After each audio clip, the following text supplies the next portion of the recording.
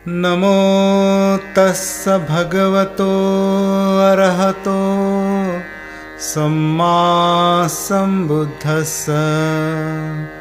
को शांति, करुणा और मैत्री का संदेश देने वाले महाकारुणिक भगवान बुद्ध, जिनका हृदय करुणा से शीतल है एवं भारत देश में दोबारा फिर से भगवान बुद्ध के सद्धम्म को वापस लेकर के आने वाले परम पूज्य बोधिसत्व डॉक्टर बाबा साहब अम्बेडकर, इनको मेरा कोटि कोटि नमन है।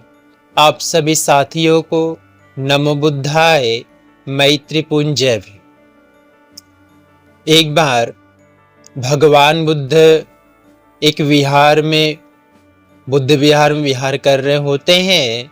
उस समय एक व्यक्ति, एक उपासक भगवान बुद्ध के पास में आता है। 3 बार उन्हें अभिवादन करता है, एक और बैठ जाता है। कहता है, भगवान मेरे जीवन का क्या कीमत है, मुझे जीवन क्यों मिला है, इसके बारे में बताइए करके। तो भगवान बुद्ध मुस्कुराते हैं और मुस्कुरा के कहते हैं कि ये चमकीला पत्थर मेरे पास में है, इसको तुम ले करके जाओ और इसके मूल्य का पता लगा करके आना। इसे बेचना नहीं, सिर्फ इसके जो मूल्य है उसका पता लगा के आना। ऐसा कह के भगवान बुद्ध उस व्यक्ति को एक चमकीला पत्थर देते हैं। अब व्यक्ति उस चमकीले पत्थर को लेकर के जाता है बेचने के लिए, उसके मूल्य को पता लगाने के लिए। तो उसे रास्ते में एक फल वाला मिलता है। तो फल वाले को चमकीला पत्थर दिखाता है और कहता है, अभी चमकीले पत्थर के बदले तुम मुझे क्या दे सकते हो, इसका क्या मूल्य है। तो फल वाला उस चमकीले पत्थर को देख करके समझता है, अरे तो बहुत बेशकीमती पत्थर है। उसे कहता है, मैं इसके बदले तुम्हें 10 आम दे सकता हूं। मगर वो बेचता नहीं, वहां से चले जाता है। अब वो दूसरे के पास में जाता है, सब्जी वाले के पास में जाता है। तो सब्जी वाला भी देखता है उस चमकीले पत्थर को, वो भी समझता है कि बेशकीमती पत्थर है। तो उसको कहता है, मैं इसके बदले में तुम्हें 1 झोला सब्जी दे सकता हूं। अब 1 झोला सब्जी दे सकता हूं बोलता है। अब उसे भी नहीं बेचता। अब वो एक जोहरी के पास में जाता है। उसे भी पता चलने लगता है कि पत्थर अवश्य काफी कीमती होगा, इसलिए एक जोहरी के पास में जाता है और उसको दिखाता है। तो जो हीरे का व्यापारी होता है, जोहरी होता है, उस चमकीले पत्थर को देख करके पहचान लेता है कि पत्थर काफी बेशकीमती है।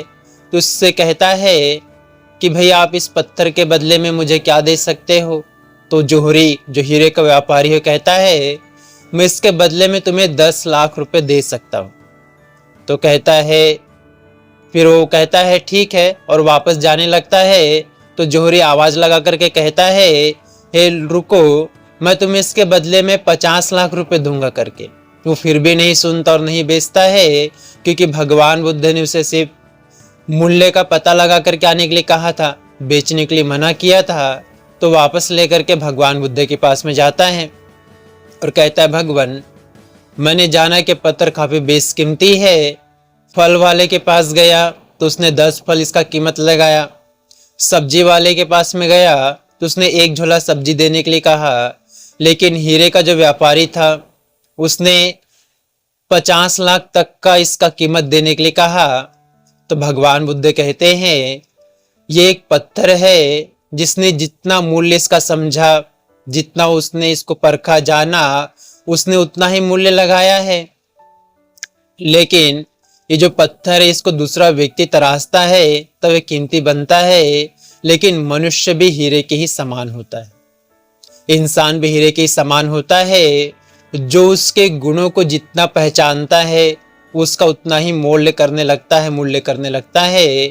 वैसे ही ये जो पत्थर था वो काफी बेशकीमती पत्थर था, हीरे से भी काफी कीमती पत्थर था। तो इसका जो मूल्य करने वाला है, आंकने वाला है, वो इसका मूल्य आंक सकता है, इसलिए उसने उसका ऐसा मूल्य बताया है। लेकिन इस हीरे को दूसरे लोग तराशते हैं, इसके गुणों को दूसरे लोग प्रकाशित करते हैं। लेकिन जो इंसान होता है, मनुष्य होता है, उसे अपने आप को खुद ही तराशना पड़ता है। उसे स्वयं को ही अपने अच्छे अच्छे गुणों से, सील, सदाचार और नैतिकता से अपने आप को तराशना पड़ता है, जिससे उसकी कीमत बढ़ने लगती है।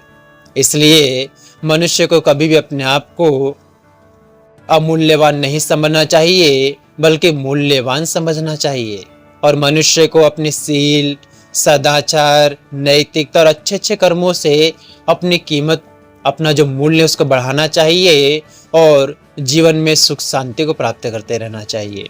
और जीवन को ऐसे ही व्यर्थ या बुरे कर्मों को करते हुए नहीं बिताना चाहिए, बल्कि मनुष्य को जो जीवन मिला है उस जीवन में अच्छे अच्छे कर्मों को करते जीवन को जीना चाहिए, ना कि बुरे कर्मों को करते हुए इस मनुष्य के जीवन को नष्ट करना चाहिए। उस व्यक्ति को समझ आया और व्यक्ति भगवान बुद्ध का शरणागत उपासक बना और जीवन भर बुरे कर्मों का त्याग करके अच्छे अच्छे कुशल कर्मों को करने लगा और अपना मंगल किया और अपने मनुष्य जीवन का उद्धार करने लगा और अपने आप को तराशने लगा।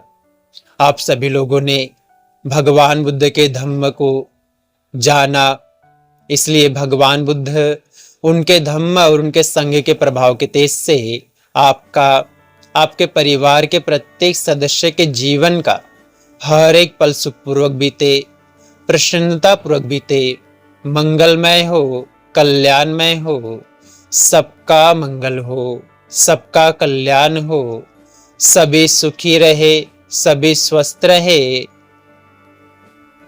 भवतु सब मंगलं रक्षन्तु सब देवता सब बुद्धानुभावेन सदा शुद्धि भवन्तु ते।